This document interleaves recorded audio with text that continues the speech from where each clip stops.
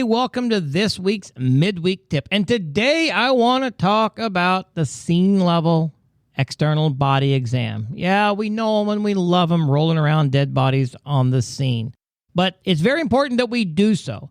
Okay, there's really two stages in the forensic science process of external body exam. The first time the exam is on the scene level. The second time, of course, is back at autopsy if you end up doing one. Now, on scene level, initially the body has to be checked for visible signs of injury.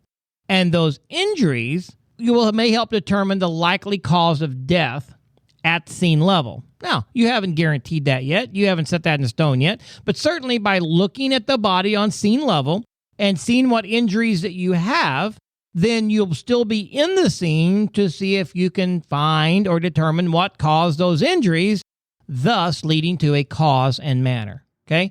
Now, at this stage, you're on the scene, so both the MDI, or the coroner, and the police personnel are present, and the body is checked in what we call a preliminary external exam. And the body, you should see every portion of skin on that body, if at all possible, to make sure you don't miss anything. I always bring up the example of a bite mark. Bite marks may not be great for teeth impression evidence anymore, but they do contain DNA. And if it's on their back, their shoulder, the back of their legs, even their inner thigh, and you don't see it, by the time lividity sets in and gets to autopsy, if you even do an autopsy, they won't be there. You won't see them. They'll either fade, fill the lividity, and all of a sudden your best evidence is gone. So you got to look on the scene level for that. Now, the MDI, the coroner, you've got to take a lot of photographs of the body and the surrounding area. You can never put it back. One chance at your first chance, okay? Particularly focusing in on wounds and defect locations. Now, you want overview, then you want to get close and take pictures of wounds and defects. And these photographs, of course, should be taken with and without scale, but because you want to be able to show the size and the shape of the injury. You really can't do that. If you just take a picture of it, it's not really going to show the size. That can be a little bit skewed, okay? Also, you need to check the clothing for any type of body fluids that might be on them or any hairs or fibers that might be on or in the clothing that might get lost before you transport. Now, once the body has been removed from the scene and taken to the autopsy, then there's another external exam that's carried out by the pathologist prior to cutting. And that's also an external exam, but your scene exam in many ways is even more important because they've been sitting a day or two in the cooler by the time the ME gets to it. Now let's talk about some initial observations. You want to make sure initially during your first body exam, you note whether or not there is any lividity. Is it present and is it fixed? Where is it at? Is it correct location? Rigor mortis. What stage of rigor mortis is in? Remember, process of rigor mortis starts in the entire body completely all at one time. Now, the reason we say it starts in the fingers and the jaws isn't really that it starts there. It's that we first notice it there because of the smaller muscles. But the process is going on simultaneously. Okay. And of course, release also releases in the smaller muscles first. And of course, body temperature. If you don't do a liver or rectal temp, then at least determine whether or not they are cool to the touch. Touching the skin surface will not tell you if they are warm or cool to the touch. In this case, you have to put your hand under their arm or in their groin if their legs are closed or if their arms are down, and for a few seconds and determine if you feel warmth.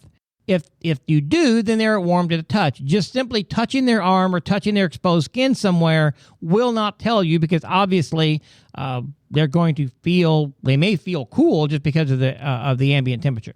So that all has to be documented. Also document if you see any insects on them, any maggot, fly eggs, or anything like that. Does it look like animals have been eating on them? Make sure you note that.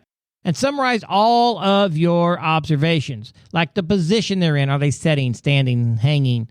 Are they on their left side, right side? What surface are they on? That's very important. Are they on concrete? Are they on a bed? Are they on a couch? Are they hanging from a tree? And then, of course, what stage of decomposition? No decomp at all? They're fresh?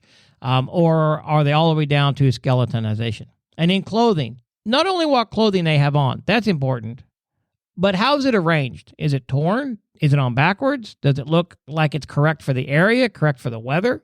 Or do they have not enough on or too much on? Are they in a party dress, and you can determine what a party dress is. Are they in a party dress and high heels and they're in the woods? That's probably not appropriate for the area, right? Is it July and they're dressed in a snowsuit? Probably not appropriate for the weather. So is it appropriate or not? And of course, it's important that all wounds, defects, scars, tattoos, broken bones, or any other notable areas are documented at scene level. Make sure you take very careful notes at the scene, whether these are handwritten or digital, because that's going to aid in your final report. It's also going to aid in you coming up with cause and manner. And if it does go to autopsy, then your observation at scene level are hugely important for the doc, because docs don't work in vacuums. And so by the time they get to the body, it's 2 or 3 days old in the cooler. They need to know what you knew at the scene. And a forensic body exam chart can be used to denote where injuries are, things like that. When you do this, if you put squiggly lines and circle dots and all that, make sure you put a key code down there so that when someone like me or someone else comes along that doesn't know your writing, they look at this and you say, oh yeah, squiggly lines means laceration. This here means a bruise or whatever. We understand what it means. Some people use color coding, whatever. And then, of course, you got to take photographs at every stage. Take photographs when you first get there. Take photographs around the body. Then as you start rolling the body, moving the body, as you start looking under shirts or in shorts or whatever, as you go, take lots and lots of pictures.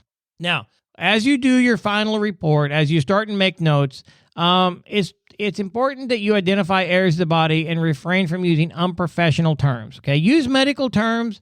That keeps it helpful. However, don't use something you don't understand. Use terms that everyone can understand. If you have a medical degree and you know how to use 17-letter words and you can pronounce them correctly, then that's fine.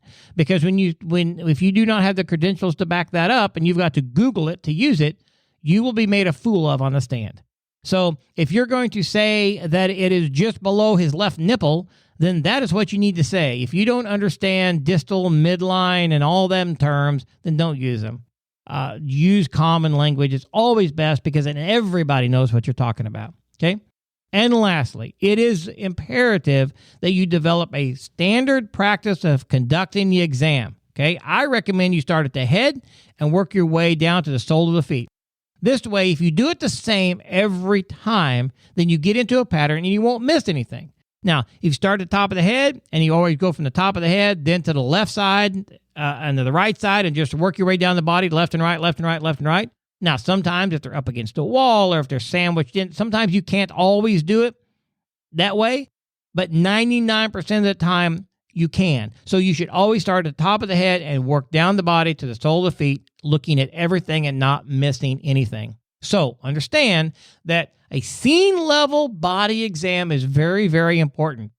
Just getting there, taking a couple of pictures of a dead body laying in the floor, and then calling for a transport company, or you're loading them up yourself, you have missed a huge part of your job. Because evidence can be missed, lost, or misinterpreted because you did not document and collect it at the scene level. So be sure you understand how to do an external body exam on the scene, and be sure you do one every single time and have a process and a method for doing that. That's been this week's Midweek Tip.